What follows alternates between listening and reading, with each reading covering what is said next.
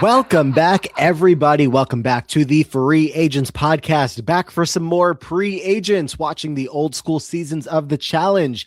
And today we're getting back into the ruins, part two.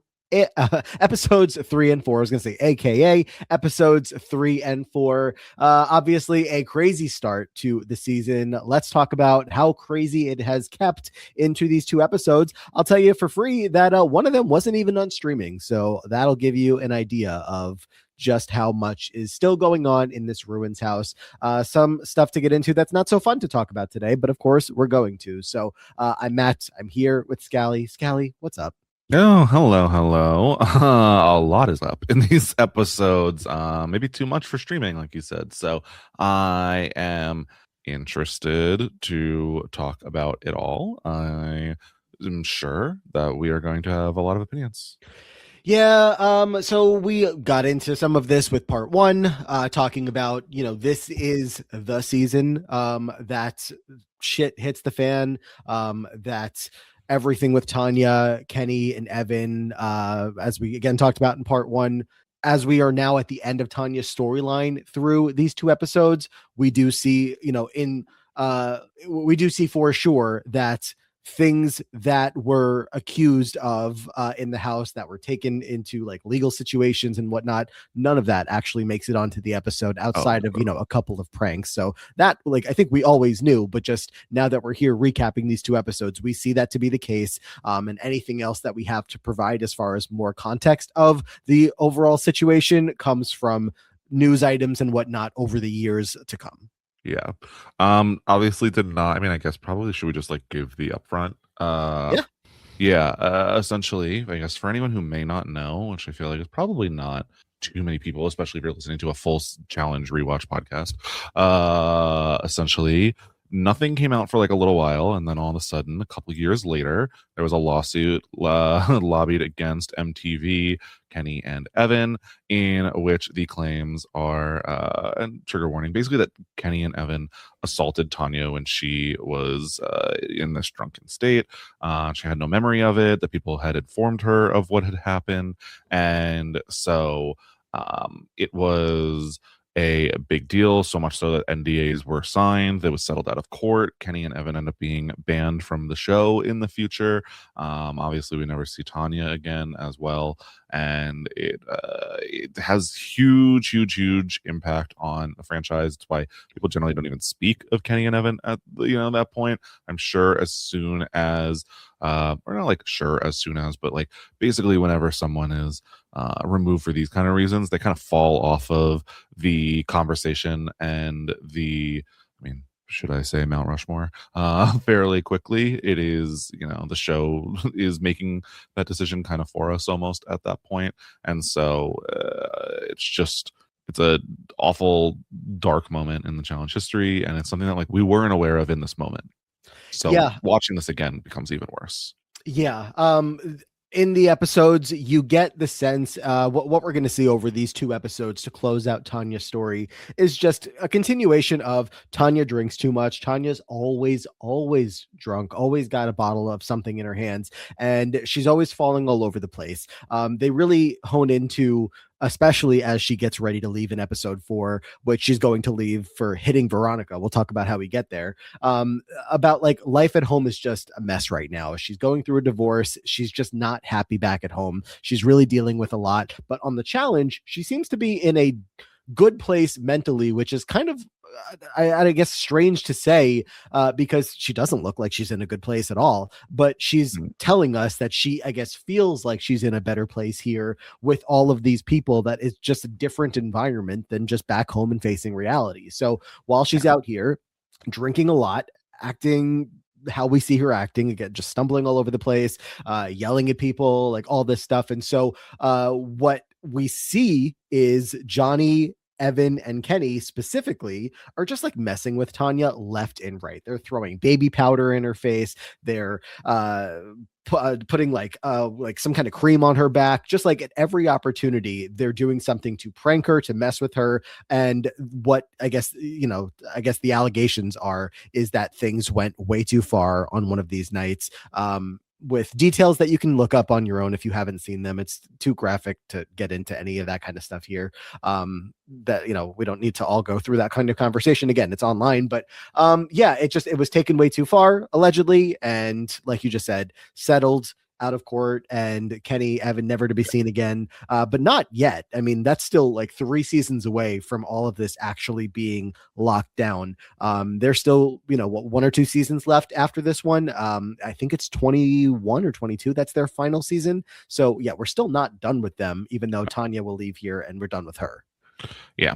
So yeah, I mean, it basically was, you know, summed up with they assaulted her, allegedly, is the thing. If you want, I don't know why you'd want specific. I don't know. You can look it up. Yeah. But it is certainly interesting in comparison to these episodes. I don't know. It's a lot. And we will discuss it. There's stuff that goes on besides that I think is also very interesting. But you can see very easily why this episode was removed from streaming. Yes. Well, let's get into it all because there is plenty more going on in the house, like you just mentioned. Some that adds more context to just the level of what they do show us on the show, and just some to do with plenty of the other people in the house. Yeah. Of course, coming out of episodes 1 and 2, it was the West show. Episodes 3 and 4, slightly less the West show. Episode 3's got some West, and we'll get into that literally in a matter of moments. But we are taking a little bit of a step away from that, which I feel like for the overall health of the season wasn't a bad thing. I thought it was a good thing. I think that it was a lot easier to get on board with Wes and view him as kind of the underdog based on these episodes. Whereas before, I didn't feel like he was doing himself a whole lot of favors. Yeah. Yeah. We're going to see Wes and Evan having a conversation in a matter of moments. Before we get there, though, we open back up on episode 3. Evelyn, of course, is now gone, the latest person to leave, or the most notable exit in the last episode. Yes. Everyone is out partying on a boat, and just a couple things happening here. Evan and Veronica seems to be something brewing here. We hear Evan talking about Veronica on the boat, saying that she looks so hot and he wants her to rub him down. Cut ahead to a little bit later on, we see the two of them out on the balcony back at the house. Veronica's talking about how she feels like she's the odd one out because she's been out of the game for so long. And these two are linking up to both work together in the game. At least Veronica really wants to use Evan for that sake, but also there's some cuddling happening here. At least cuddling. We don't know exactly what happens. It kind of cuts to just like they're in bed together in maybe the morning. So it is implied at the very least, but it's very flirty. It's very maybe handsy at some point. That cuddling was very intimate, and so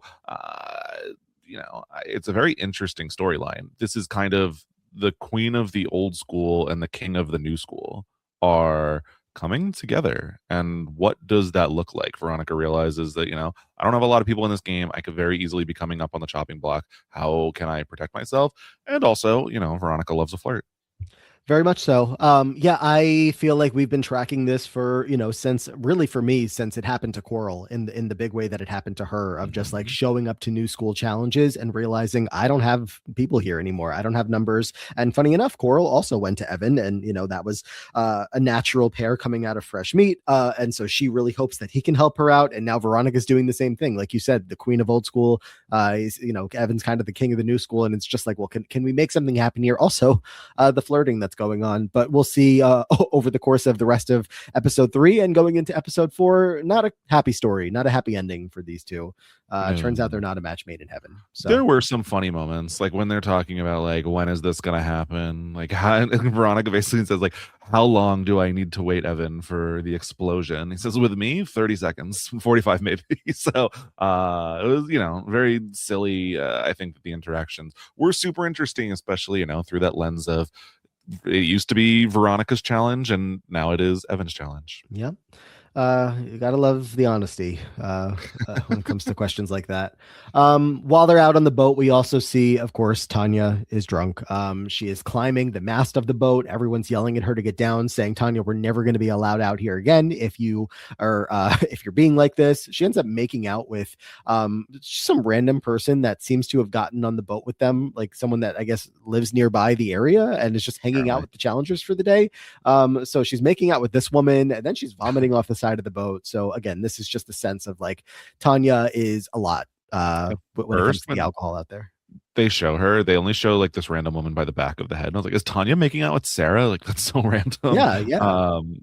But no, it's this random woman. Tanya is not good. She's very, very, very drunk. Like you said, trying to climb the mast, gonna get them all in trouble, vomiting over the side. It is hard because you're watching Tanya like in the moment not think she's drunk and then get sober and talk about how like she's conscious she's drinking too much and why does she do that. And so it's a really hard watch. It is.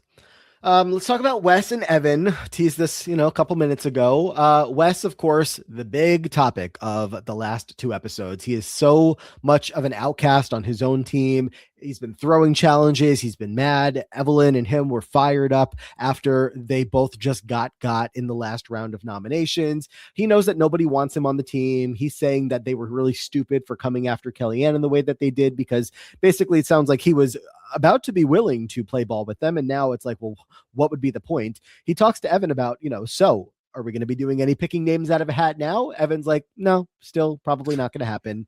To which Wes says that they're such pieces of shit and calls him a coward and selfish. And this is not a productive conversation for the two of them. It almost makes it seem like he's like, if you wanted to get rid of Kellyanne, just talk to me. Like, I don't think you would have been down. I don't believe you at all. I don't think Evelyn would have been down. So I think that he's just trying to, I'm going to try every single tactic until I figure out what works with this team, because obviously throwing it does not. And I think Evan is very gaslighty here of like, Wes, you're turning words. No one ever said they were going to pick out of a hat. I don't know what you're talking about. Even as a scene where he's like in bed with Kenny with the covers like blocking the bunk. He's like, we just need to lie to everyone until we get to the finals. Like, how do they have control of the house so cleanly when they're openly admitting how they just, will throw anyone under the bus, eliminate everyone they don't want here. It's them and like maybe bananas at best that they're loyal to.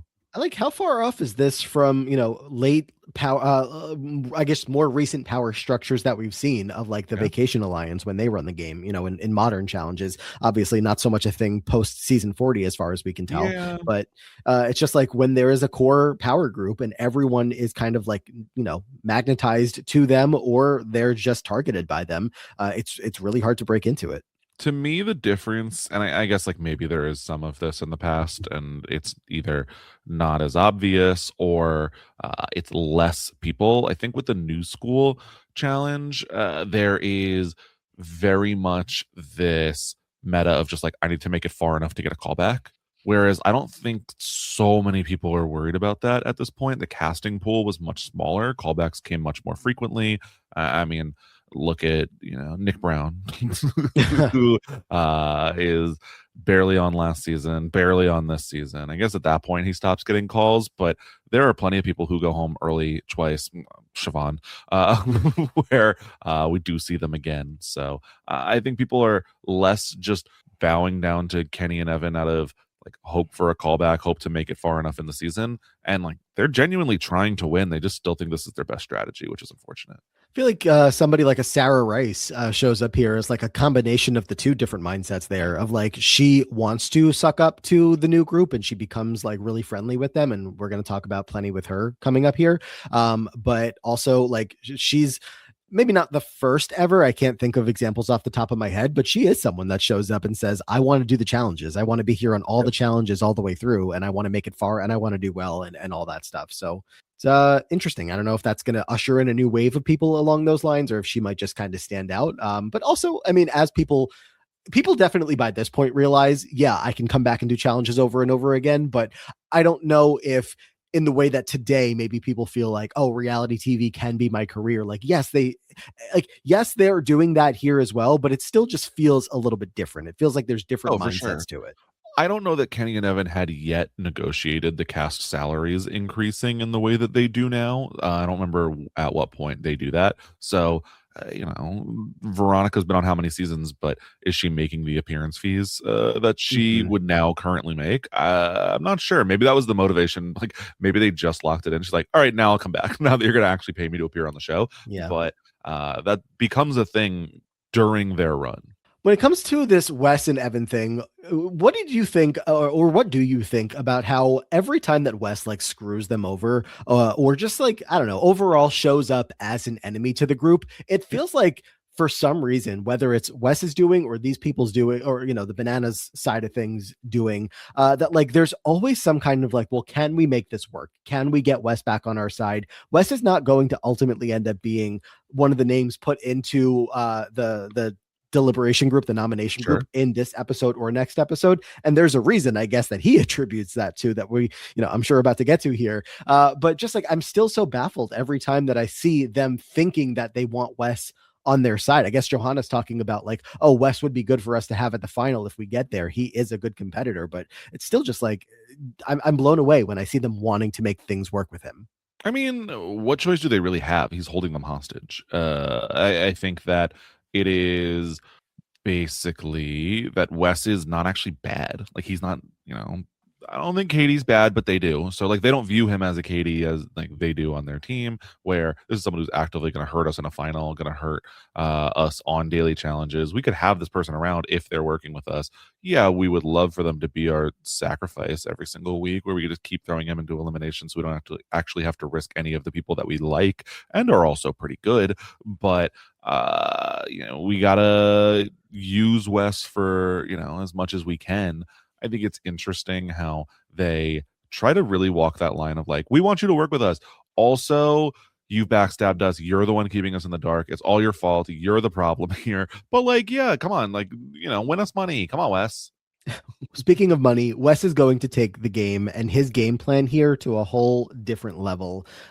He really shifts into these two episodes of just like the whole narrative is, I really want to prove that people can play this game like good people. I want to inspire children to see that all of us, that we're the way that we're acting, that we can turn it around and we can get along and do the right thing. Because you know what, everybody, I'm playing this game to win all the money and give it to charity. I screamed when Johanna's like, I was dating you for 3 years. You think I believe you've ever given $1 to charity, let alone you're going to give all of this money? So funny. She called his ass out immediately. And he's like, how dare you, Johanna? How could you think this of me, that I'm lying? He is, right? Look, I don't think that Wes gave any of this money to charity if he won any. Yeah.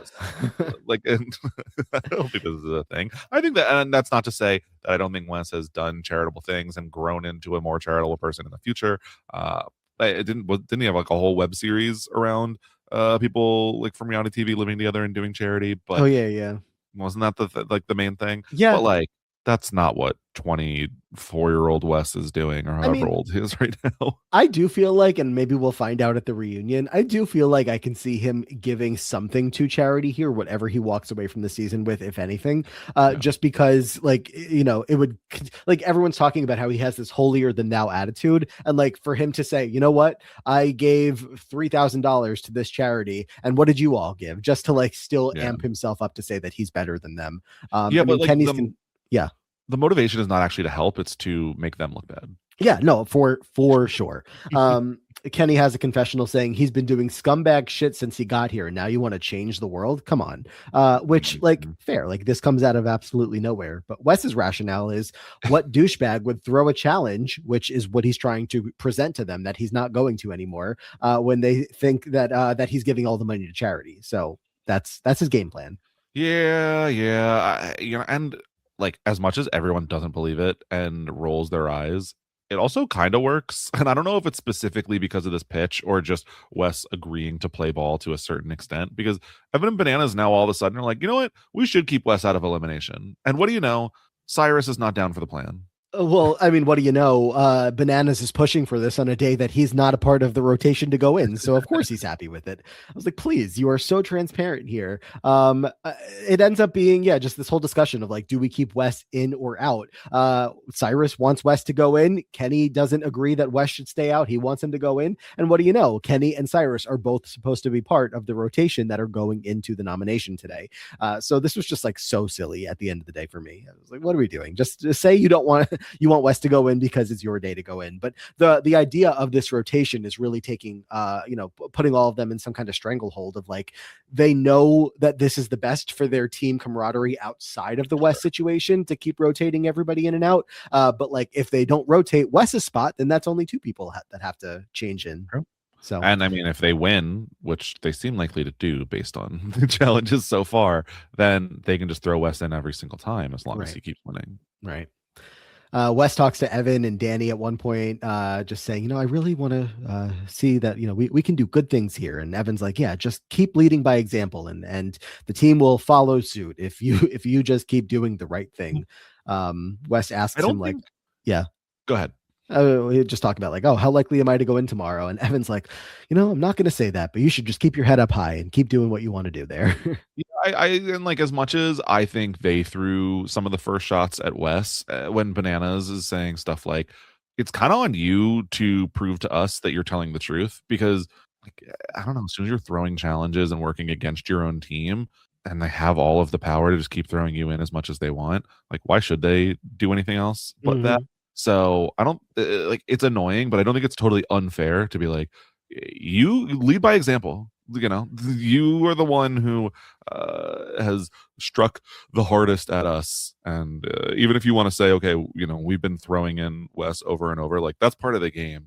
You throwing it is allegedly not, it is part, but it's not the structure of the game. So that's always going to be looked at, frowned upon, I should say.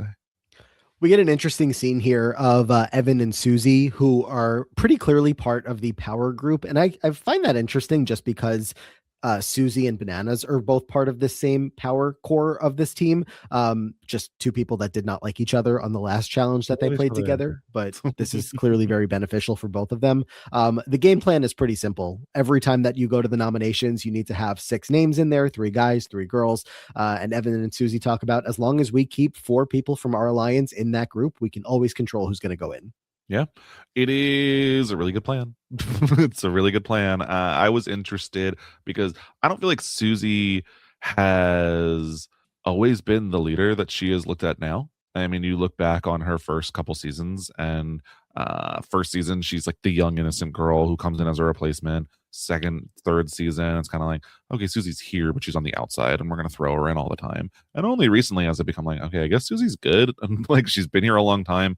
We don't hate Susie, so may as well work with her and make her one of the leading members of our team. Apparently, And bananas aside, she, I think to this day, not my favorite aspect of Susie, I think still maintains a good relationship with Kevin, Kenny and Evan. So I think yeah. that whatever friendship was formed out there just seemed to be rooted in like genuinely liking each other. And so she's just drawn to working with them. And again, to this day, I think there's still a connection there. So, And that is Susie and Sarah, to my knowledge, let's say allegedly, stand like very much down on this never happened. And that, they were in the room or her husband was in the room or there's no footage or blah, blah, blah, blah, blah of the incident. And they are very much on the side of they're innocent and nothing happens. So there is that also out there of like who, he said, she said, and lots of that. Lots of that. Just for additional context. Right. Let's go to the challenge. First, of course, we have to get our nominations on the champs team. Is Wes going to end up going in or not? The answer is no. He assumes that his speech worked. They think I'm playing for charity. So yay, it's going to keep me safe. Who knows if that's actually worked or not. I think that they're kind of like, well, we could also just throw Cyrus in. they're like, yeah, that sounds good. And that really explains why Cyrus is like, hey, I actually don't think we should do this. Please, please don't just throw me in instead of Wes. Exactly. And Cyrus will end up going into this elimination. So, there's that. On the women's side of the board, Susie already said to us and to Evan, she's down to go in every time because she knows that she wants to be involved in the vote. And as long as they have the numbers, she's not going to get voted in. We also have Evis that is nominated. She, I think, is one of the volunteers. Seems like she's also working with that group, but we don't see much from her. But then who's the outcast here? But Veronica. She doesn't want to go in, but the rationale that everybody else has is you haven't gone in yet. So if you're not going to volunteer, we're all going to go around and vote. And she ends up being voted to go into this one. Yeah. It's interesting because you would think Veronica has a pretty decent relationship with Evan at this point, and he is also going to be in that room. So it's at least one vote that should be on her side. I think, and like he does very much refuse to vote for her to go in and get nominated here, instead throwing his vote at Tanya again. So I don't think it would have been the worst. Veronica feels very blindsided, but I don't know. I think she probably, even if they win, is probably fine. And Bananas in confessional being all like, oh, Veronica's just trying to F the boss, aka Evan, to keep herself safe. And that's so not respectable. Instead of getting the promotion the right way, like Johnny Bananas did by just like friend fucking the boss. Like, I don't know. You're also, at the teat. Sorry. Please. I mean, true, but please. I mean, look, many examples I think exist over the years of Bananas being angry at a woman that is just not interested in him, but interested in somebody else nearby. And I don't know, any coincidence there that he's mad at the woman that just shows interest in his friend instead of him? I don't know. I've seen it happen many a times. So I don't know. On the challenger side of the board here, we have these three guys. There was a scene earlier of Adam, Brad, and Danny. They're feeling good about their team and they really want to start taking the guys from the other team out of there. They need to keep their numbers up. So all three of them, Danny, Adam, and Brad, are going to volunteer to go into this elimination to set an example and show off some confidence to the rest of the team. Kind of what DM was saying earlier, but there are theories that, like you said last time, that DM didn't want to be there. And so she ends up not being there anymore. But for these three guys, I was like, great confidence, but then one of you has to go into elimination. Look, this is good. They're going to go into elimination. They're going to win the eliminations. And by the end of this part, all three of them will still be here. Huh. So that's not what happens. Firmly, for anybody not watching the episodes, by the end of this 2 episodes, 2 out of the 3 of them are gone. So the strongest men on the team. You wonder how they ended up on this challengers team for these guys that have been on so many challenges already, and just watch these 2 episodes. Sense. On the women's side of the board, we have Brianna, I think, and Kim that are going in. And then Casey Cooper is another name that's supposed to be going in, but she doesn't want to go in. She did not volunteer, but they do a vote and Casey gets the votes. So Casey's going in. I love her. Her like exasperated, like, of course I don't want to go in again. Like, what are you talking about? I'm not always going to choose you to go in over me. She's very funny. And even when she should know that the other team is probably never voting her in, at least yet, Casey's very funny.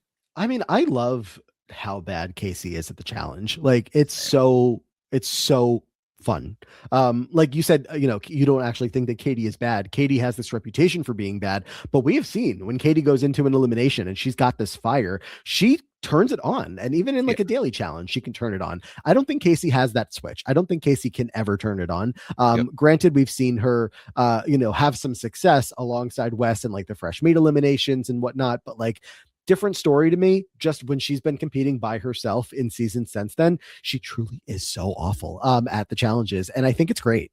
Look, I'm not trying to argue that Katie is the best challenger. Definitely has her weaknesses, for the record. Heights, swimming, running, pretty much anything except for getting angry. But like, I love her. I don't think she is the worst of all time. I don't think she's weighing them down as much as they think. Whereas I think like Casey is weighing them down as much as they think, unfortunately. She's kind of the person that you can carry to a certain extent, but she's going to be dragging you down actively.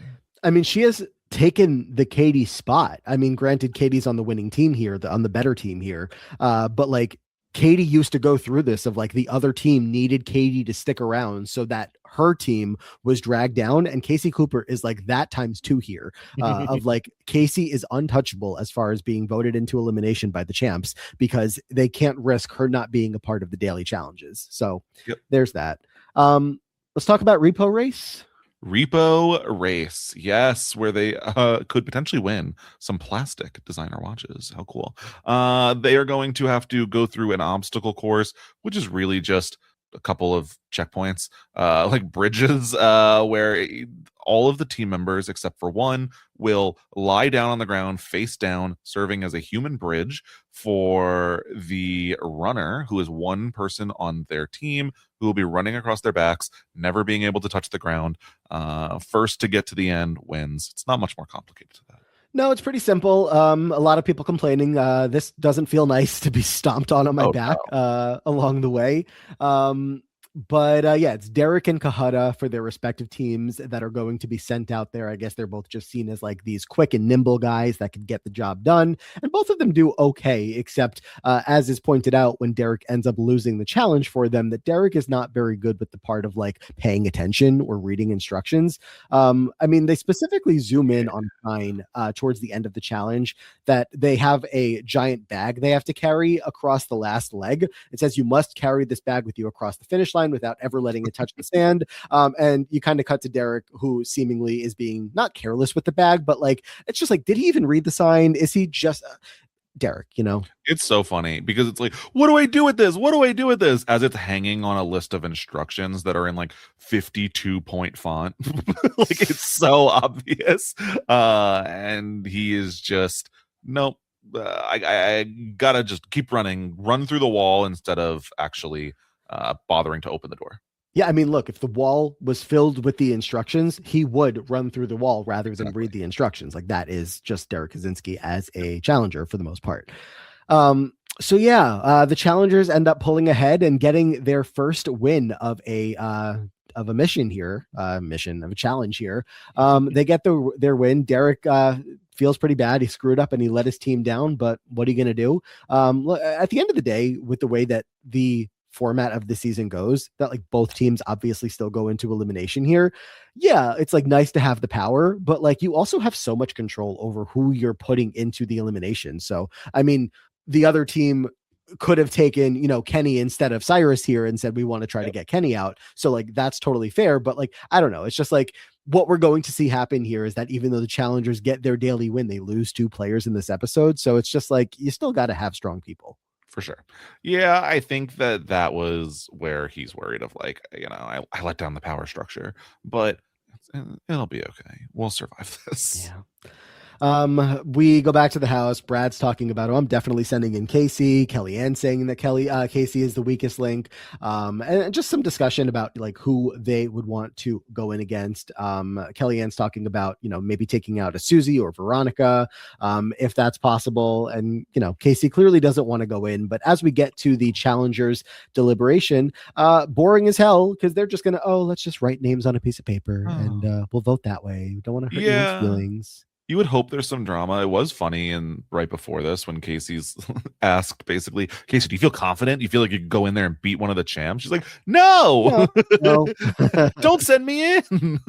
So Casey's even protected by her own team here, which most of them very much did not expect. So yeah, it's going to be Adam and Brianna. They both get to pick their opponents, and Adam takes, I would say, probably the easiest route, whereas Brianna makes a big pick on Susie. Yeah, she was not very happy to be picked. Later on, she's talking to Evan, I think, about how, you know, her name was said 5 out of 6 times. Look, you know, she's the rookie. There's always this idea that the rookies need to go in and, you know, prove themselves a little bit. But she says that these people suck at life. So she's not thrilled. So funny because she's like, yeah, it's just so frustrating. Like, if you're a weak person, you shouldn't be here. With Casey Cooper sitting 1 seat away from her. Like, literally the 2 of them are having a conversation and Casey's sitting right next to them while they're just talking about her. So, you know, not ideal, but very funny. It's kind of the one moment Brianna really has on this season. Oh, it's there's not many. There's really not many. Yeah, like the secondhand discussion about her, Evan in confessional here saying that yeah, she's a tough chick. She's got tattoos, a lot of anger, and a very bad hair dye job. Before the elimination, Darrell talks about her saying she's got some street life in her, so he's a little bit worried for Susie. So like we're hearing about the perception of her, and we see that she's got the desire to go and take a big swing when she goes after Susie. She's heard that Susie has never lost an elimination, so she wants to be the one to go in and send her home. So look, I wish we saw more, but after Brianna loses this elimination, they're never going to hear from her again. Yeah, I feel like we could have had Brianna one more time, but we don't. So unfortunate. We don't. I guess before we get to the elimination as well, we have a little bit of Adam and Cyrus. Adam chose Cyrus for this elimination. He says he's closer with Evan and Kenny, so he doesn't want to choose them. He ends up telling Cyrus that he's going to be the one in elimination out of a little bit of a showing of respect. Look, Adam at this point, still has not much to show for his challenge career, but he is the seventh most veteran person on this cast of 20 something people. He's still been around for a long time and knows all of these OGs very well. The only seventh. I feel like are we going by first appearance or most appearances? I think that he's pretty high up there. It's just that they're so spread out that he's not as well connected. People that have been on the challenge before him, as far as the challenge is concerned: Veronica, Susie, Cyrus, Tanya, Katie, Darrell, and then Brad, Derek, and Adam all start at the same time. Oh, wow. That's crazy.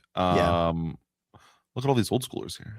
Yeah. Pretty heavy season of old school, which not a bad thing, except, a lot of them are not sticking around too long. True. But, so yeah. And then some drama here where Adam won't tell Susie who's going in. He's like, that's up to the girls to come tell you, which Brianna is going to tell Susie, I'm taking you in. But she gets mad at Adam. She's like, Adam, don't be annoying. Just tell me what's going on. Yeah. Shut the door when you leave. I'm done listening to you. Yeah. Susie's a little bratty. Definitely. I don't think she would deny that whatsoever. Even if you talked about the season with her today. She has a line with Brianna where she's like, well, it'll be my pleasure. And it's also going to be really sad when I take your money, which she does. That's fine. I don't have a big problem with that. But yeah, it's a little obnoxious. There was a Adam and Kahada scene. They were both sitting outside. Adam just is feeling like he might be underestimated here. He flashes back to the Danny elimination where he took Danny out on the Gauntlet 3 with a very good physical showing. But unfortunately for him, this elimination is going to be one where strength, arm strength, I guess you could say, is really important. At this Ruins, they're going to be playing Burnout. What'd you think of this elimination? Okay, so let's set up what the elimination is, where you have to grab a wheel, turn it to redirect the water that's pouring down in the middle into your opponent's bucket. Once the opponent's bucket fills up, it will spill over, putting out the fire on their side, and then you win. It was horrible. Interesting concept, fine. Couldn't see the buckets. We have a little visual of whoa, this person's bucket has more water. Now this person's bucket has more water. But I don't even know if I believe them. That's the thing. I wrote that. I was like, do I believe these on-screen graphics? Because I feel like I don't. I feel like they're just because they kept them so even, these little graphics in the bottom left of the screen. Oh, now this person's getting the lead and this person's getting the lead. And then all of a sudden it's like you can't see the buckets and you can't tell what's going on besides those graphics. So it's just waiting for one of the buckets to tip over, puts the fire out, and bam, we have a winner. Here, another winner. Horrible television. Fine concept. I actually don't hate the concept, but could you use clear buckets? Have another camera set up? What's going on? I think it was truly an all-time bad elimination. Yeah, I mean, or have multiple fires that need to be put out. So it's all right, now Susie got the first one. Oh, Brianna got her first one. Yes. And you keep going, and then we eventually see who's in the lead. Something like that would have been better. Anyway, Agreed. Susie versus Brianna. Sorry, what was that? No, I agree. I think that's a great workaround if they can't figure out clear buckets. Yeah. It wasn't even a bucket. It was just this giant metal tin that they were filling up until it tipped over, which again was hard to follow. Susie versus Brianna ends up looking like Brianna actually had the lead there. Again, we couldn't really tell, but she was sure. She just was looking, I guess, a little bit stronger, a little bit more confident. Both of them were very out of breath, but all of a sudden, Susie won. Okay. Yeah, it's like Brianna's gonna win. Oh no, Susie gonna win. Oh, Brianna's definitely gonna win. Oh, and Susie wins. Like I don't know if it's actually that close. Like congrats. And it seems like it does the same thing both times, which I just don't know if I believe. I don't even know how much skill there was in this. I mean, it's not too dissimilar for me from the next elimination of just like you kind of have to catch your opponent off guard as far as Yeah. when you're going to turn the wheel back in the Yes. opposite direction. So a little bit of like, playing that game, which I don't know, like I was with Darrell at first of like, I feel like Brianna's got this. But then just she didn't. Susie and the Yeah. veteran strength, I guess, gave her the win there. Brianna Taylor never coming back on the challenge. No, she never does. Never again. Real world Hollywood. There's other people here from Hollywood. Kim is still in the game. Nick is gone. But and I feel like somebody might have said, was I reading this on the Patreon group or something, that Hollywood like has such a bad run on the show, and maybe this is like the end of the road for them. Interesting. We have Brianna, this guy, I don't know who this guy is. Brittany, oh no, because Brittany is also from Hollywood, but obviously we just saw her last season and then she never comes back. So yeah. No, I think that makes sense, which is interesting because I feel like it was a very heavily advertised season. I would say Kim probably is the person that is the most notable, but otherwise, yeah, I mean it's one for Brianna, one for Dave, one for Brittany, and only really Brittany has any screen time, or I would say any success out of those three, and not a whole lot of screen time in that. Nick Brown has his two very memorable seasons, obviously, where he goes out first and second. And so Kim, with her okay run on the Duel 2 and whatever happens on the Ruins, the most successful real world Hollywood challenger at all. Look at her go. Always knew she could do it. Well, Brianna's gone. Nothing else to really add there. 5 seasons from now, I won't remember a thing about her. I won't even remember what she looks like, unfortunately. So that's 5 is generous. 2 seasons, 1 season. So we'll see. Adam versus Cyrus is up next. And yeah, this you could tell right away was not going to go well for Adam, and he seemed to know that. It seemed like both guys were kind of holding their own, but definitely felt like, even if I didn't trust the graphics, that Cyrus was going to get this win. And what do you know, he does. Yeah, I mean, it's just, Adam has a lead, Cyrus has a lead. Cyrus starts out a little frantic, and so I don't know if that just made it difficult to even predict which way you had to turn it. But yeah, Cyrus wins. Like, okay. And that's it. I mean, it's just insane to me for Adam here. I mean, he has one more season to go before he's done. He is not someone who has come back for All Stars. I don't know if that's ever gonna happen, if All Stars even continues. But it's just like of all of the seasons he's done so far, he's made one final and then gone home early 4 out of the other 5 times, including the DQ. Yep. Yeah, that's Adam. And the thing is, I do think like those stats don't represent how decent he is. Like, I actually think he's an okay challenger. He just has like very specific weak spots. I mean, people look at him as a leader. Like in that one season that he was that he does do well on, people want to take him out by the time that they want to take him out because he's good at puzzles and he's good at like kind of keeping team camaraderie together, which is what he was trying to do here. But then he put himself in harm's way and he gets taken out. So can't get out of his own way. Oops. So the challengers are down another 2 players after winning the daily challenge, which is not good for morale. The only champion that's gone home so far is Evelyn. Otherwise, we've lost 5 people from the challengers team. Pretty crazy. Yeah, the team is getting small already. Like, it really is. Like, you look at the challengers team, it's like, what are they gonna do when all of them go home before the final? Yeah. Yep. Anything else for episode 3? No, I think that we already touched on the drinking games that happened at the end, so I'm ready to unfortunately talk about Plunger in the Bed. Oh boy, yes. The episode, by the way, titled episode 4, Girls Gone Wild. So that's, pretty clear how they were trying to present all of this to us. And I guess fair enough when you start with the Katie of it all here, because Plungergate, you want to get into it? All right. So Katie comes in, and Katie's like, drunk, as they all are, and finds a plunger on her bed. Now, she doesn't know who does this, but she can be fairly confident it's probably the guys who pull all of the pranks constantly over and over and constantly make fun of her to her face. So she's very upset, as she should be. If this plunger's used, that is horrific, so gross, so disgusting.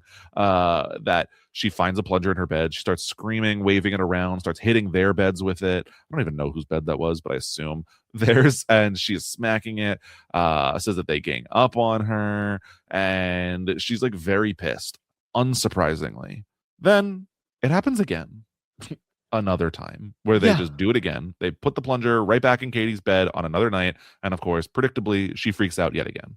So this is so strange. I guess like when you're comparing the episode title being "Girls Gone Wild," it's clearly referring to both Katie and Tanya. We'll get back into the Tanya of it all very soon. But as far as Katie is concerned, like I feel like when it comes to Tanya, like at least before everything hits the fan and they're like, oh, Tanya's family, like that comes out of nowhere. But for Katie, I feel like actually find her to be a friend more than Tanya. I feel like they look at as this cartoon character that they can just have fun with. And Katie's not too far off from that for them, but I feel like she has, some longer standing, like actual good relationships with some of these guys. And like she said before, do you disagree? I think it depends on who. She blatantly depends on who, depends on the day. She's like, I have hated Kenny and Evan since the moment they walked into the show. So I don't know that she's really close friends with them. Not like best friends, but it just feels like she always, like, first of all, she's always ending up on the challenge with them these days. She's still, accepting the calls and they're always there. So I feel like she's like found a way to just be okay with them but like at the end of the day, she does find them annoying. So there's, a bit of a balance. She's going to Kim and saying like, okay, a lot of the girls like laugh at this and sit there and encourage them, but like they cross a line and it's not funny. And Kim agrees. Kim is someone, but not everyone agrees. Some people are down to just sit there and laugh along. Yeah, and of course, these guys suck. And so, when they're talking about Katie, Kenny's like, oh, I want her to know that she's dead weight, ugly, and serves no purpose on this team. So, they can't just be mean to her. They also have to like be actively mean to her, behind her back, and to us, and all of that kind of stuff. Yeah. Kenny, who later is like, people think we're huge misogynists, and I don't really know why. Like, you're just dead weight. It's like, sure. Katie knows the deal. She has been on enough challenges with these guys, or with challenge guys in general, that she knows that they all see the women, especially her, as disposable. Tale as old as time. They're going to want to get rid of her eventually, so she knows what to expect here. The second time, though, when the plunger ends up back in her bed, is when she's had enough, and she ends up taking it out here on somebody that's not Kenny or Evan, somebody who we talked about earlier, Sarah. Sarah has found herself becoming friendly with this group, the Johnny, Evan, Kenny, which very funny that, Johnny is a part of this, keeping an eye on the Sarah Johnny here. But Susie as well. We see some signs of Sarah and Susie's friendship that is very much still to this day, a very close friendship that they maintain. But Sarah is kind of getting in with this group. This is not her bedroom, but we've seen her hanging out in here multiple times. And while Katie is going off about the plunger, Sarah is laughing and Katie is not happy about that. Yeah, Katie is waving the plunger around yet again, like mad at the boys. I don't know if she's gonna like go hit that same bed again, but she sees Sarah sitting there and she's laughing at her, and in base, by not saying anything, laughing along, essentially encouraging the behavior. And she turns around and screams just like, and I'm too crazy for Sarah, so get the fuck out of here. Starts flipping her off. He's screaming, starts hurling insults her way. Like, look, it's not nice, it's not cute, but I'm not surprised that she's pissed off that Sarah is here doing this at all. I mean, again, in the topic of me relating to Sarah, I'm like, if somebody yelled at me like this, and I was intimidated by them, I'm also just like, okay, bye, I'm leaving. Sorry. Let me get out of here.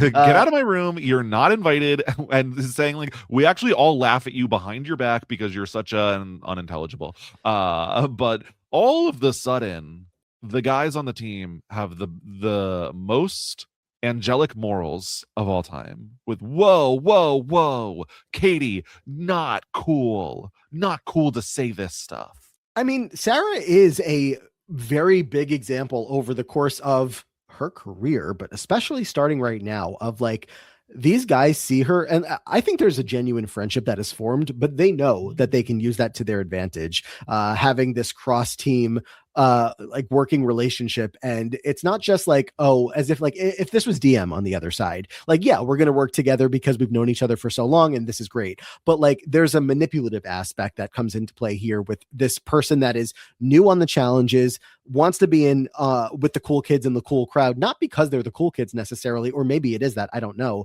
but just like that just seems like the dynamics here. So she is so with them and they want to protect her, and they're like comforting her later being like, oh, don't worry about Katie. But it's just like it's such a strange layout of how this is shaping out here. It was not nice when Katie yells at her and tells her to, like, go perform a sex act and saying like, and she's only here because all she wants to do is kiss you guys. She says like, you're fat and you have tattoos and no one gives a fuck. So like, she's not saying nice things. But then for Evan to go to Sarah and be like, this is just your first experience with one of these old wrenches who just pick on people because they're drunk and they think she can. You're not the butt of a joke. You're our friend. And it's like, can we cut to every Evan and Kenny confessional where they say exactly the same thing that Katie has said and 700 times worse over and over and over, and yet Katie is this mean, horrible person who takes low blows and is just so unruly and horrible to deal with. They do so much worse than she does on a consistent basis. They do. I wish Katie didn't call her fat and make fun of her tattoos. It was not nice. It's They not. do. It's definitely not nice. And I'm not saying that Katie is like good behavior. Like that, it's not good. But I am looking at the messengers of who is condemning behavior in this house, and especially with all the other stuff that allegedly has happened, like these guys are crazy. Like that is yes, crazy. Yep. to have separation in your brain.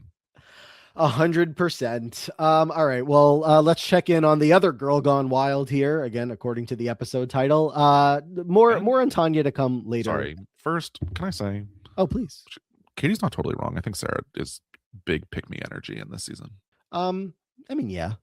Like big pick me energy. And so when Sarah's talking about how like, I'm just so sad of like, I just think people are my friends and they're gonna screw me over, it's like, yeah, I don't actually think they like Sarah that much. I think she's fine and I think they keep her around and they don't hate her, but I don't look at this as like, at this point Sarah's actually friends with Johnny, Evan, and Kenny. Like I don't think that's the case. I mean, I think she's really found an in through Susie, because you can see them connecting. And I've just heard stories as time has gone on of like how close they became so fast in that house. And with Susie having the connection to them, I think it just naturally brought Sarah in, is my take. I don't know. I just I think that Sarah thinks they're way closer. That they are, and will just kiss their butts nonstop. Want to talk Tanya? I guess so. Do you want to? Is a different question. I mean, do I want to? No. Yeah. Are we going to? Yes. Yeah. Much more to come with her towards the back half of the episode. But just before we get into the challenge itself, we see Tanya. Surprise is wasted. The guys have been pranking her just about every single day, again, with the powder and the sunscreen and just everything that they throw at her, that she is just the butt of every single joke. At one point with the powder that Bananas throws in her face, like she ends up getting it in her eyes and she's like not happy. Obviously at that point, like that, you're taking it too far when physical injuries come into play. You're taking it too far with just about everything that they do. But she sometimes laughs along with it, sometimes gets pissed. I would say most of the time ends up pissed, but they use that as fuel to then go in and do it more. Tanya has a talk with Katie and Ibis talking about how she knows she shouldn't be drinking this much and she wishes that she wasn't being, quote unquote, the drunk girl out here. But this is where she really opens up about how, this game is easy. My real life isn't. Yeah. It's really tough to watch. Where they're, I don't know if it's sunscreen, what it is that Johnny's pouring on her back, that they're throwing baby powder in her face. They're like, it's abuse. It's really bad. And for Tanya to be talking about how bad her life is outside of here and how this is preferable and not as bad makes you sad and like curious in terms of like, what has Tanya been through that's like this much worse? If like, again, if this is abuse, what is worse? And so to do that to someone who has experienced worse outside of the house, and like she is like openly telling people that she has experienced worse outside of the house, is even more deplorable. So like it is horribly uncomfortable to watch. Very much so. We'll get back to that in literally a minute or two, but let's talk about the challenge and the nominations. Pretty simple set of nominations here. Not a whole lot of discussion about who's going in or who's not. Notably, I'll just say that Wes was spared again. It's Darrell, Derek, and Johnny on the champ side. Tanya did not want to go in. She did not volunteer. And she says if they keep putting her in, which they do, she says she's going to go a little crazy, which cut to the end of the episode, Okay, I guess. well, I don't know that was why, but Yeah. I don't Katie, know. That's why what happens. yes, yeah. Katie, Susie, and Tanya are going to be the three women on that side. And then for the challengers, we have Dunbar, Danny, and Kahada, Sarah, Casey, and Kim that are going in. The way that the challengers possibly picked their team was a rousing round of bubblegum in a dish. Sure. Any experience with this? I know of it. I think it's kind of like eeny meeny miny mo, essentially.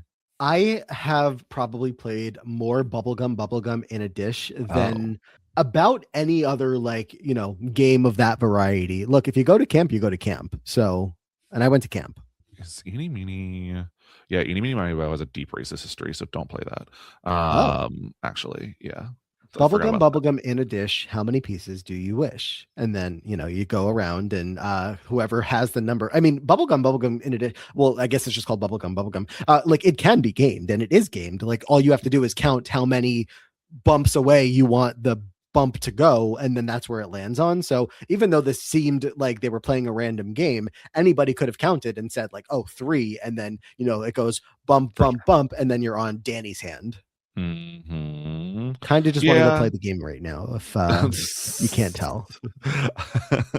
There's other games I would rather be playing. Just take me back to a time where I was just on a bus playing. That was your biggest worry.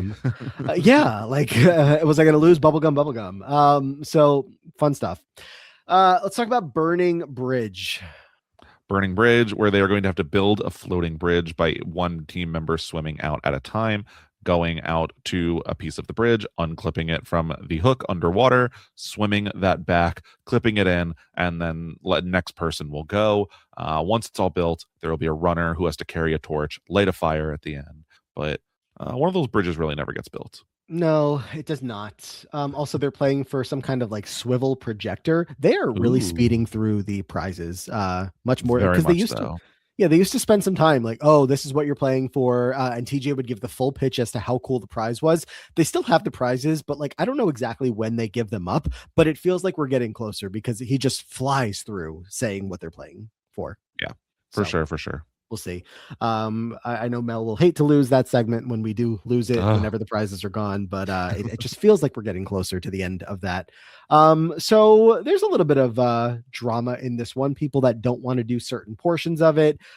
Kim and Katie both don't want to be in the water more than necessary, so they're going to be the runners to take the torches with fire eventually out to, or take the fire eventually out to light the torch. But everybody else has to send out their swimmers to go unlock all the pieces. And some people do okay, some people do really well, Sarah, some people do really bad, Tanya, Casey. Yeah, I was impressed with Sarah, I will say. I was very impressed. I did not remember that she was such a good swimmer, so made up a ton of time. Then, as you say, Tanya struggles. She can't detach it, but she gets it to work, whereas Casey just cannot detach it. It's literally to the point where they're like, Casey, just come in and we'll just wait till we lose. Like, just, it's over. I mean, it was so from the graphic, which I think I did believe this time, the graphic on screen, because you can see where everybody is. Like, it was very even, and the challengers have a slight lead. And then all of a sudden, Casey's out there, and then another red bar, just indicating that the champs were doing better and better and closing in on the over and over. So it was really bad. Again, just Casey Cooper cannot do so many things on the challenge, but we still love her anyway. Put her back on All Stars, please. Which she couldn't even finish the season. She's probably that was pregnancy. Like, sorry. Katie's probably still younger than some of the debuts we get on the challenge now. Yes. Anyway, Katie is going to finish the job here for the champs team. She gets out there with the flame on the torch that she's carrying in a very hilarious way of getting it out there. They definitely envisioned people would run across the planks to get to the final. Katie like crawls on her butt to get there, but she gets the job done. why bother? Like, why would she fall? There's no reason to. Like, Casey's on the beach watching them. Yep. It's, I will admit, very funny when Bananas is like, Katie, pretend like the torch is your last cigarette. I mean, It motivates her. She gets there. how many times has that been yelled at her in a challenge? Like using that as motivation. It's like I would agree that it is still funny, but it's still been used a lot. It's very funny. I'm sorry. We basically go straight to the champs deliberation after all Yep. of this. And it's also not very hard to get to our decisions here. Darrell is down to go in. He asks if it's okay if he goes against Danny. They talk about Kahada could have been an option, but for some reason, Danny is the top of the list name. Yeah, he is. He's not impressed by Danny. Wants to. I think he calls him Lardo at one point. So not really ideal Darrell, but I love Darrell. So oops. I mean, I guess also Danny is seen as more of that top of the power structure. So, take the shot there. Really trying to weaken the team, even though it's kind of hilarious to think of weakening the Yeah. team by taking Danny out. But um, Agreed. Katie volunteers to go in, or maybe just knows that Well, she's going to be going in regardless. voluntold kind of Yeah. like you're going in, so volunteering would be nicer. And even she understands. Like, can I have Casey? No, fine. I'll take Fine, Sarah. Sarah. And look, if her worst case scenario is getting to go into an elimination against the girl that she hates and just screamed at and threatened with a plunger, like I think she'll take it, and she seems fine with it. Yeah. I So- really don't understand why they never do this with a guy though, where it's like, oh, let's keep the weakest guy around. Like, even the weakest guy is considered a threat. which Well, are should there know. gay men on this season? Because if there were, then they would do this. But looking at the Hmm. group of men left, I don't believe that there's any gay men left to be the obvious weakest link over there. Yeah. Also looking at all of the men who have left also. So yeah, I don't think we have any Right. gay men on the season. Well, yeah. Good. So we have there's a quick little scene here of Sarah and Susie, which I'm always gonna flag up. Susie felt bad that she was part of the deliberation that led to Sarah going in, but Sarah's not worried about it. But obviously, what is yet to come in the episode is the bigger story. I think by the time that this was all over, I forgot that there was still an elimination to get to. Yeah, fair enough. The Tanya of it all. Tanya is drunk again. And as Bananas describes it, she is about to just completely go off the deep end. We see this happening where she's again really drunk. She's like, she grabs a fly out of the air and eats it. Yeah. And if only that was the craziest thing that happened to her on this day, in this night. All of a sudden, Tanya like remembers that the Inferno 2 happened, and it's sad because you flash back to the Inferno 2. And I think at the time, it's like, okay, here's Tanya versus the Mean Girls, and there's a lot of them, so it's not like a fair matchup. But at the same time, Tanya's not like who Tanya is now. So there's still a lot of people who like enjoy those fights, and I think that like at the time those played well. In retrospect, having Tanya here and how she is like so devastated by them, not fun to look at. She is very much like, actually, Veronica's the worst person I've ever met in my life, and I need to tell everyone how she's going home immediately. She's like screaming to people, anyone that'll listen, Veronica's leaving. I hate her. Like, she's gotta go. She walks into the room that Veronica's in and tells her to shut the fuck up. Veronica's not planning on backing down at all with any of this. If anything, the opposite, a very classic case of, I see this person's riled up and hey, maybe they'll hit me and they'll go home, which I don't know if that was the plan. Like, I think that Veronica's just someone who will like always be a shit stirrer, and usually she would prefer it to be more behind the scenes, but she's not going to back down either. Like, she is very active, drama filled person, should we say. yeah. And so it is when Tanya is saying like she's never hated anyone in her entire life more than she's hated Veronica. Veronica's not gonna not say anything back. And so when Tanya catches Veronica saying that Tanya's a bigger drunk now than she's ever was, like, that's gonna set off Tanya even more than she already is. Yeah, I mean, I agree with you that like Veronica wasn't thinking at the beginning of this that like it was going to get violent, but as Tanya eventually approaches her and like knocks the cup of noodles out of her hand with, the liquid inside spilling all over the floor, getting on Veronica herself, and Tanya's like laughing in her face. Veronica's pushing back onto her, being like, "You are out of your mind, like Yeah. not even a little bit sober. Like something is seriously wrong with you." Tanya starts yelling back at her, saying that she's a slimy, dishonest, manipulative, slutty little bee, and that this has been going on for years. You're making fun of a girl who's half your age. To which Veronica's like, "Who's the girl that's half my age?" Yeah. Looking up their Um, ages right now because I don't really know when that ever was the case. I mean, I don't know what the age difference. I mean, it sounds like you're looking it up, but like, it's definitely Mhm. not half What her would you age. guess? I would guess that the age difference is 3 years. It is 2. Okay. So, a little bit of an exaggeration, obviously. I don't even know when they debuted on, MTV in, comparison to each other. Maybe I'll look that up, but If you ever bully me, I'm gonna say stop picking on someone half your age. I will bully you so much harder. You thought what Veronica did about it, like, Oh my god. still don't agree that Veronica was looking for Tanya to hit her. When Tanya does ultimately like make that slap, Veronica's like, I didn't see that coming at all. Like, I did not think it was getting to that point. And like maybe she meant in that very moment. I didn't think she was about to slap me, but I don't think that she was actively trying to get this to happen. I think she was trying to get Tanya to like freak out and like push her buttons as much as possible. I don't think that's up for debate. I think that what Veronica did is like not cool, not fun. Should have known better. I agree with all of those cases. But we'll talk about it as it goes. I think it's so rough because Tanya is hitting the cup of noodles out of her hand, is screaming directly in her face, is getting like at her, and so like very much escalating this. But how much is Tanya capable of being conscious that she is escalating it?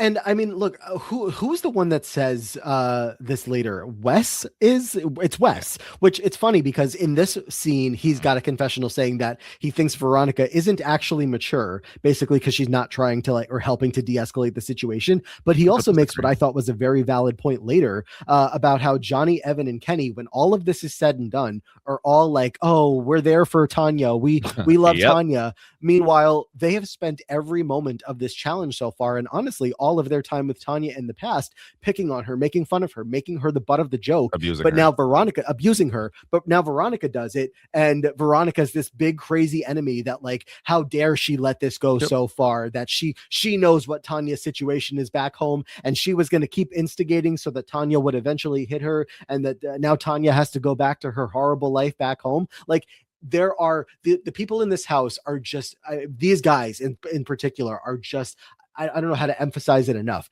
how just like fucked in the head they are. Yep, it's the same exact thing that happened with Katie and Sarah. Just like when they do it, it's okay. We're allowed, like they are allowed to be misogynistic, bullies, abusers, like all, let's say allegedly in case, but like all of the above. Like they are allowed to do anything and be as mean as they want to be to anyone, throw the same exact insults and get in the same exact people's faces, drive them to the same exact point. But it's not okay when someone else does it and how horrible and mean they are. So I again don't think that Veronica was right. And so when Tanya ends up like hitting Veronica and like smacking her, pulling her hair, getting on top of her and Veronica doesn't fight back, I think that like obviously Tanya was wrong to do that all. And so I understand Veronica's point of like, what do you mean someone just attacked me and I'm the one that's wrong and I'm the one that you're like coming at and you're defending her? Like, I'm not shocked that she has that reaction and I don't think it's totally invalid, while at the same time saying, yeah, Veronica probably should have tried to de-escalate, like not gotten involved in like a real life perfect situation. But when they're on the challenge and Johnny, Evan, and Kenny are constantly doing this and worse to Tanya, but then playing like they are saints and so innocent, then that's where I have a major problem. I think that if you want to say that they've recognized like, oh, they've done less and like this is a line too far and like that was too crazy, but we've seen them do the exact same thing. I mean, just to even have the context of what Kenny and Evan allegedly did to Mhm. Tanya that night, the night before, whatever night it was that took place, allegedly.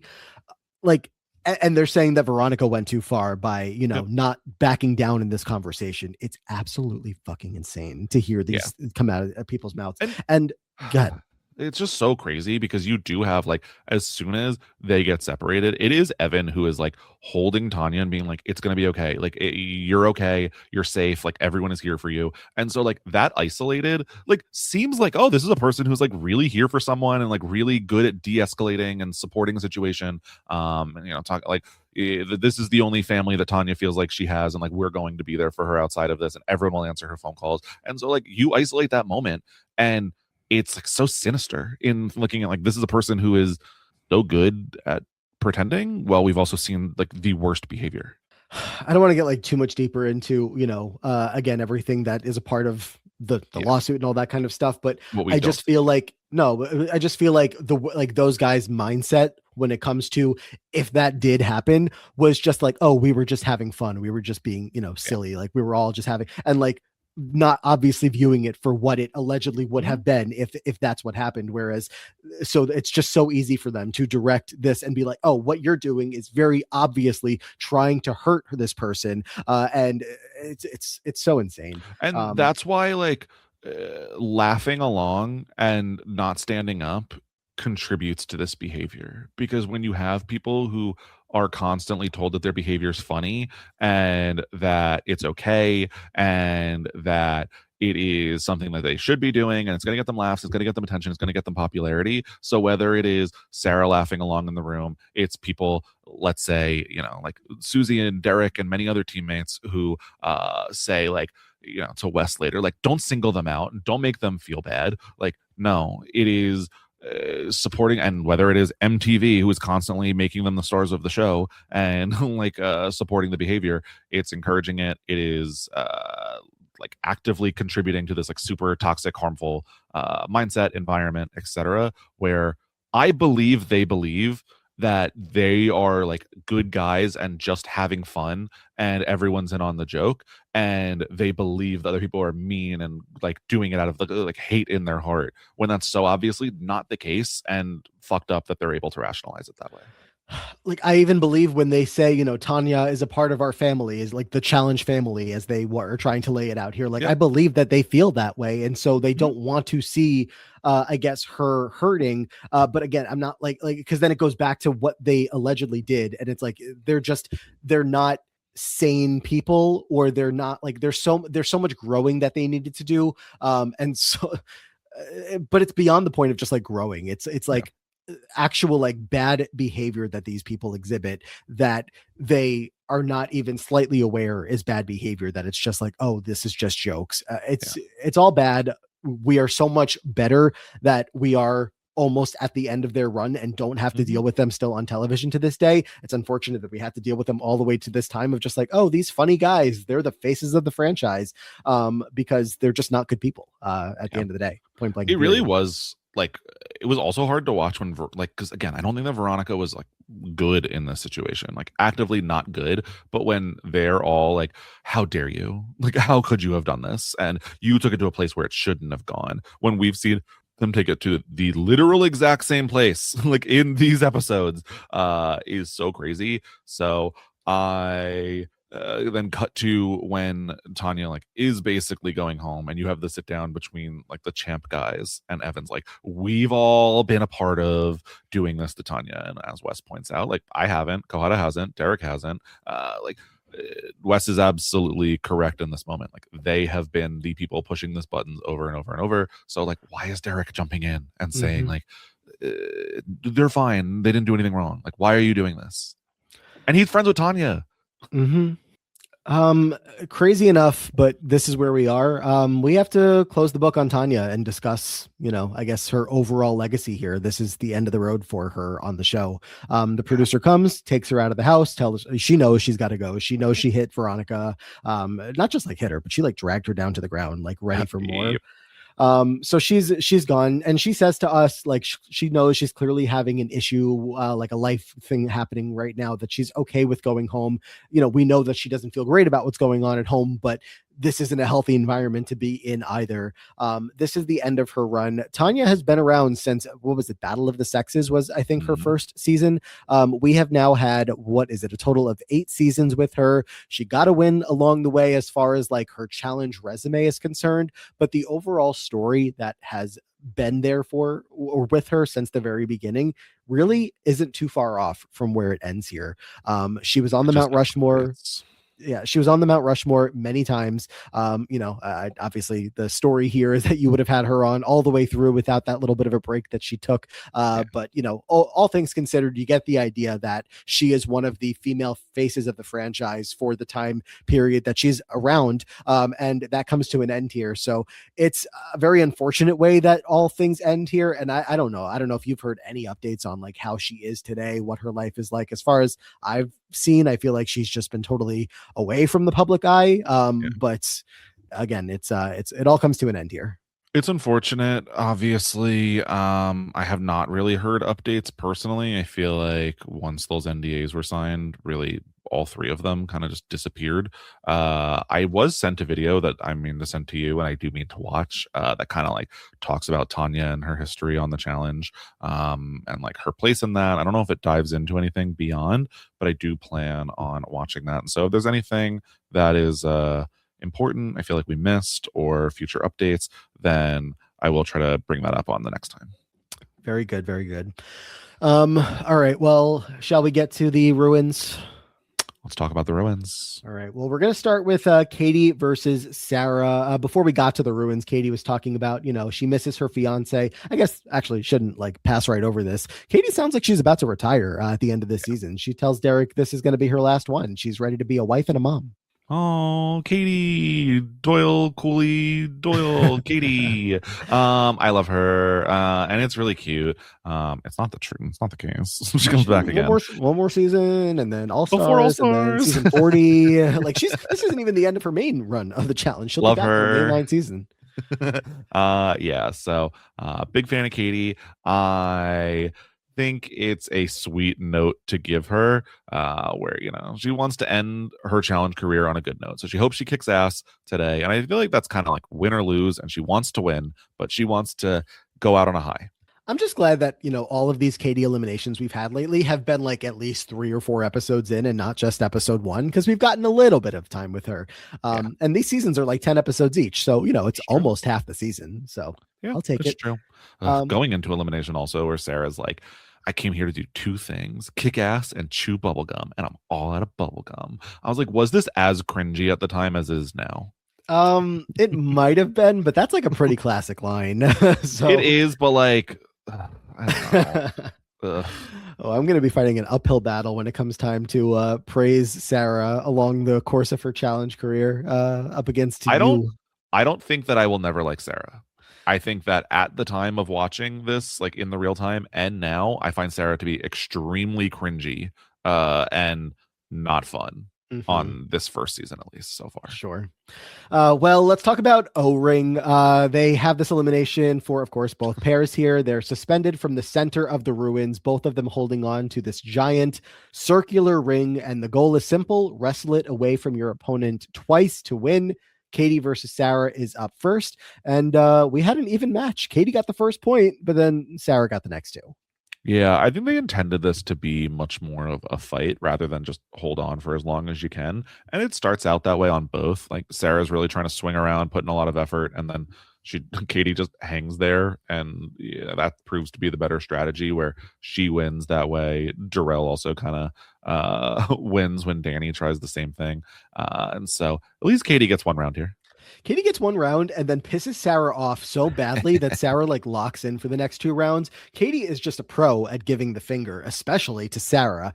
So for the second time in this episode, after she gets the first point, she flips Sarah off, and it's like screaming like F you. And then Sarah says, I'm all fired up now, so I'm locked in. She gets the second point. She gives Katie the finger back, to which Katie's then screaming back at her, fuck you, you fat bitch.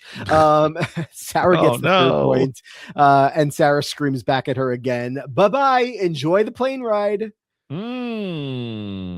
dare you? This is Katie Doyle Cooley Katie that we are talking about. That is That's my mother. This is a pretty interesting matchup here, just because I mean we're getting close to the end of Katie's run and the beginning of Sarah's run, and both of them are going to have such a history on the challenge.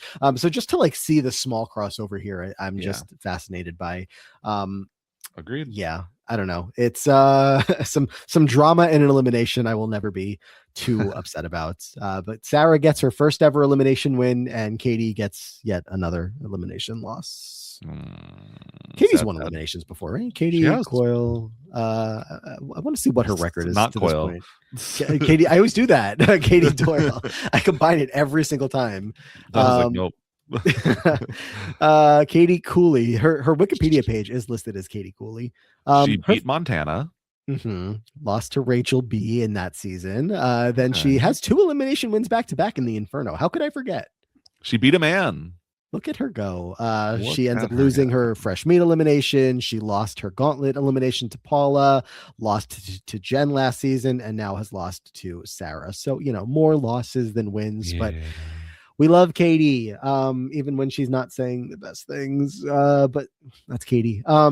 She'll be back one more time in this initial run. That is 2 seasons from now in Cutthroat. Big Easy will be there too. So we'll get one last season of the 2 of them together. It's so funny because, like, yes, in my head, they're intrinsically linked and they're besties and they're best friends. I don't feel like they've ever interacted since their first season. Probably not. And then I think they're both part of All Stars 1. So that, Yeah. bring it all the way back.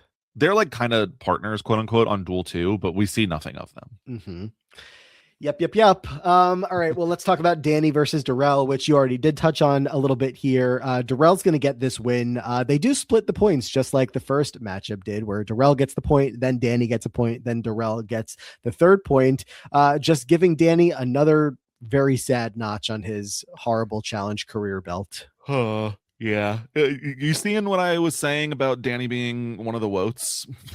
He is now 0-4 in eliminations. Yep. Man's not good. And like he gets 1 point here against Darrell, which is impressive. But it honestly went so fast. I was like, did Darrell give that up? Like, what happened here? Like, I was in disbelief, honestly. Yeah. I don't know. I mean, this elimination, also another one that's like not the most exciting because it's who's going to let go first. It's not like we can really see in their faces like, oh, who's really got it, who doesn't. At least the women's elimination had the flipping off back and forth. But yeah. So Danny, his story on this season was, again, him, Brad, Adam, they were trying to be the strong leaders of the team. And then it's just like nothing matters for them. They stink in the eliminations. They can't get anything going for their team. They are certainly, the team as a whole are like the secondary plot of this season compared to anything going on the champs team. And they're just getting taken out one by one. So I love it so much because it really is like Danny was meant to be the golden boy of MTV. They wanted him so bad. And he does everything in his power to not make that happen. I mean, he like came into the season and gave us, oh, Melinda and I married, engaged, whatever. I think married at this point. Like they're still trying to give us like be invested in this person, but then there's just nothing at all. Danny has 2 more seasons to go, including next season. He'll be back. And then after that, he takes like 3 seasons off before his final run, which I believe is Battle of the Seasons. But so far through, 4 or 5 seasons, nothing to show for himself. Yeah, that's funny because it feels like such a long break also by the time he comes back. So I am excited to see how can Danny turn it around. We'll see. Back at the house, Sarah, Susie, Kenny chatting. Susie and Kenny are so proud of Sarah. Seems like the target is going to be shifting here to very sadly Veronica, who is pretty aware that this might be coming her way soon. Veronica just ripping cigs, telling the rookie women like, there's some people in charge of this house. You got to be aware. Like, I love Veronica. What a sick voice that was. It was like unintentional. I was like, I guess we're doing this now. She sees the writing on the walls that some of the other women on the team, obviously Katie and Tanya, that were clearly in front of her as the most viewed as seen as weakest competitors, are now both gone. So even though she had that connection to Evan, who knows if that's a thing anymore? Doesn't seem like it is. And they're going to be coming for her soon. Yep. And I mean, really, all we get else is the scene of that we already talked about of Evan and Kenny talking in the bunk. Let's just lie to everyone, make the final. They think we're chauvinistic pigs, but if you can't run, you can't swim, can't do anything, why would we want you here? So when we saw a bunk bed that had a curtain covering it, I thought we were going to go into the bed, but I didn't think it was going to be Evan and Kenny behind the curtain. Who did you think? I thought maybe like Evan and Veronica. I was like, oh, maybe like, they're just, despite the fact that Evan was annoyed with her, like they're back to kissing or something. I just didn't expect to see those two boys cuddled up in a bunk bed talking strategy. I bet you that Evan and Kenny spend more time in a covered bunk bed than Evan and Veronica have. Makes you think. Like quite a bit more, in fact. Makes you think. Anything else on these two episodes for you? No, I think that covered in full detail and discussed some not so fun things, but got through. We'll see what part 3 holds. There's plenty more context out there for all of what we talked about today. And, again, we weren't going to go into every detail, but it's plenty of stuff that you could look up on your own if you felt so inclined. So for sure. Confessional update for you all. Wes, despite taking a little bit of a step back here, is still in the lead with 35 confessionals, followed by Evan with 34. Third place is going to blow your mind. With 21 confessionals, Danny. Oh, well, again, golden boy. Kellyanne with 18, Susie, Kenny, and Tanya with 17. Going towards the bottom of the list of players that are still in the game, Ibis with 8, Derek with 8, Veronica with 9. I mean, Veronica was much more part of the action this time around for obvious reasons, but yeah, Ibis and Derek and Dunbar. I missed him at the bottom with 6. None of them have had anything to do here. Yeah, we'll see when they pop up finally. I mean, the Ibis return is giving like Teresa returning in Spies, Lies, and Allies of like, this should have been a bigger deal, but it's not going anywhere. It's Ibis, my girl. I need more. I need more. We'll see if more is coming, but yeah, we'll be back with more, at least here, of The Ruins. I keep wanting to say The Duel. It's just like, so I can't get into the new season title sometimes. More with The Ruins Part 3, episodes 5 and 6 coming up next week. In the meantime, Scally, anything people should be looking for you? Ooh, a little bit of a break, I feel like. Lots of stuff coming up. Anything I'm doing is on social media and right here on the Free Agents. You're by the time this comes out, probably like a week or 2 away from Love Island. So that's coming up. Excited. Go watch that. I'll be watching. Can't wait for that. Of course, you can find us both on our patron feed, patreon.com/thefreeagentspodcast for all of our bonus episodes every single week. Closing out the season of Survivor, talking about Drag Race All-Stars 11. Got some fun topics to talk about in the Survivor off season while we wait for the next challenge to air. And yeah, so check out Patreon. Everything goes up there early and ad-free. Lots of fun to be had over there. And just we appreciate any support that allows the podcast to keep on rolling, because we couldn't do it without you all that are over there with us, and without you that listen, even if you don't or either don't or aren't able to support us financially. We just appreciate you being here regardless. Definitely also check out the Free Agents Millennial TV feed for myself and Mary and AJ talking about some shows from our childhood. Drake and Josh, Sweet Life of Zach and Cody, a lot of fun. Quick short podcast, under an hour each for the most part, so those have been really fun to record, hopefully fun for you to listen to. And check out the Diary Room podcast with myself and Amon Adwin, and a recent episode with Brian Scally. So definitely be on the lookout for everything going on over there as well. I think that will do it, right? We're good. You're good. We're all good. All right, we're good. Thank you all again so much for being here with us for the latest 2 episodes of The Ruins. We'll be back next time, but until then, take care, and we hope to see you all in the future.